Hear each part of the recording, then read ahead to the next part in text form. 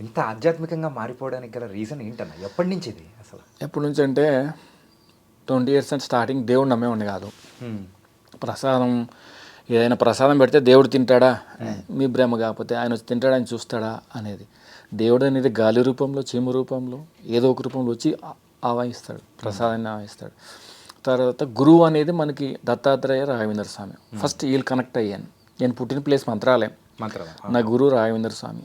తర్వాత సాయిబాబాకి ఇదయ్యాను. వాలంటీర్కి ఎదవడంతో నాకు ఆ పవర్ వచ్చింది.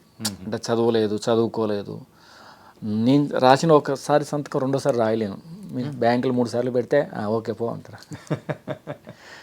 ఓకే. అట్లా నాకు చాలా టైం పట్టింది. ఫైట్లో అందరికి అలవాటు అయ్యాను. ఫైట్లో అలవాటు అవడంతో అందరికి నోటడం, ఆ సీన్స్ ఎక్కువ రావడం.